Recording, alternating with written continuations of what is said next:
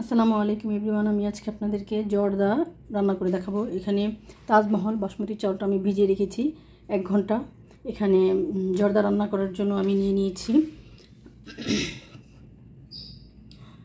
একটা আপেল কেটে নিয়েছি।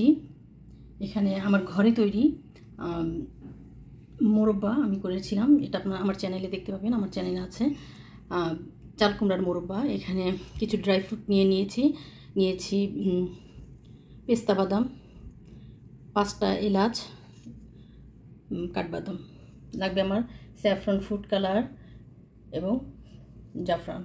লাগবে রোজ ওয়াটার, কেওড়া ওয়াটার। এখানে একটা আনার আস্ত কেটে নিয়েছি, ওখানে একটা আপেল কেটে নিয়েছি, এখানে একটা আনার কেটে নিয়েছি। এখানে কিছু বেবি সুইট নিয়ে নিয়েছি। লাগবে আমার ফার্ম ফ্রেশ ঘি।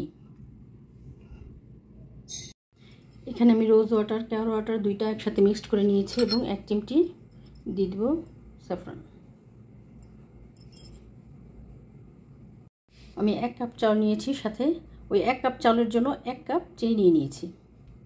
একটা হাঁড়িতে আমি পানি ফুটে দিয়ে দিয়েছি। এখন এখানে স্যাফরন কালারটা দিয়ে দিব।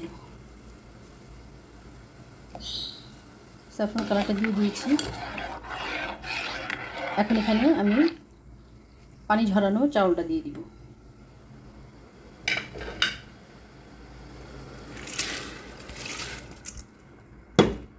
এখন চাউলটা আমি 80% রান্না করে নেব। যদি প্রয়োজন হয় আরেকটু জর্দার কালার, এই স্যাফরন কালারটা দিব আমি।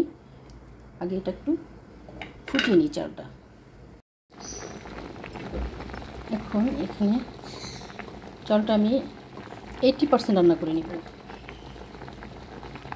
এখনও চালটা হয়নি। 80% হলে আমি চালটা পানি ঝরিয়ে নেব।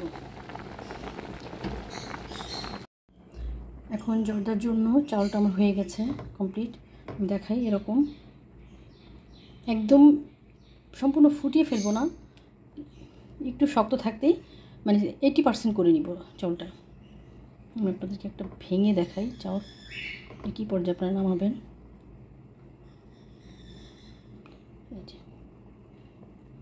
এটা যখন আবার চিনি দিয়ে দমে দিব ততক্ষণে একদম সফট হয়ে যাবে, ঠিক হয়ে যাবে। এখন আমি এটা পানি ঝরিয়ে নিব। জর্দার জন্য পানিটা আমি ঝরিয়ে নিয়েছি চালটা।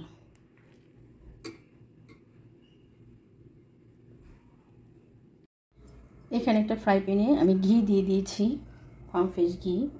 এখন এখানে দিয়ে দিব এলাচ।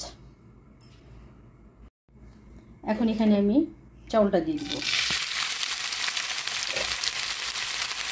চালটা হালকা একটু ঘিয়ের মধ্যে ভেজে নেব, হালকা। চাউলটা আমি হালকা একটু ঘিয়ের মধ্যে ভেজে নিয়েছি। এখন এখানে আমি দিয়ে দিব, এখানে একটা মালটার জুস করে নিয়েছি, জুসটা দিয়ে দিব এবং দিয়ে দিব এখন চিনি দিয়ে দিব।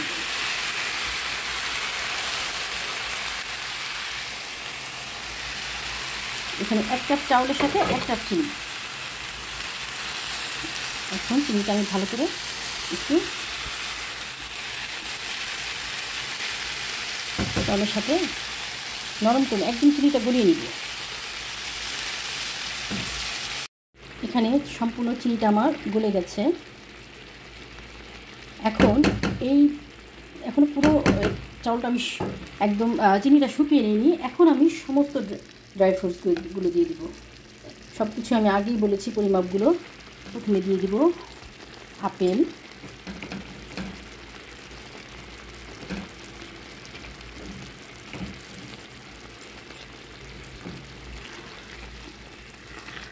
চিনির সাথে আপেলটা দিয়ে দিব। এখন দিয়ে দিব সম্পূর্ণ বাদাম, ড্রাই ফ্রুটস।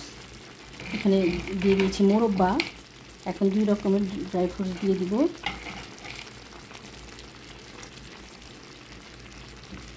সম্পূর্ণ ড্রাই ফ্রুটসগুলো আমি এখন দিয়ে দিব। কিছুক্ষণ ড্রাই ফ্রুটসগুলোর সাথে চাউলটা ভালো করে মিশিয়ে নিব, যাতে ড্রাই ফ্রুটসের ভিতরে মিষ্টিটা চলে যায়। এখন এখানে সব আনারগুলো দিয়ে দিব এবং সব মিষ্টিগুলো দিয়ে দিই।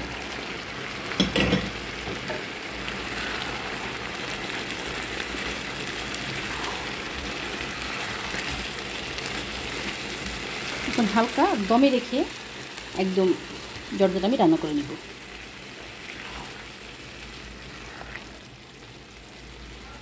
এখন দমে রেখে দিব একদম পানিটা শুকিয়ে যাওয়া পর্যন্ত।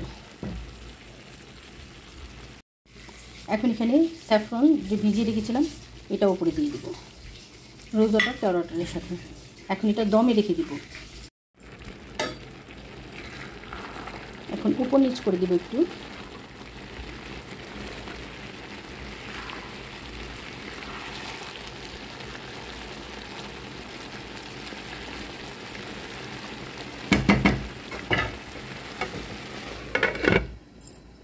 এখন উপরে কিছু আমি গুঁড়া দুধ দিয়ে দিয়েছি।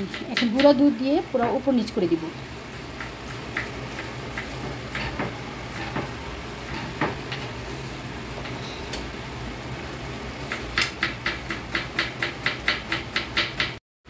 এখন কিছু কিশমিশ দিয়ে দিব উপরে।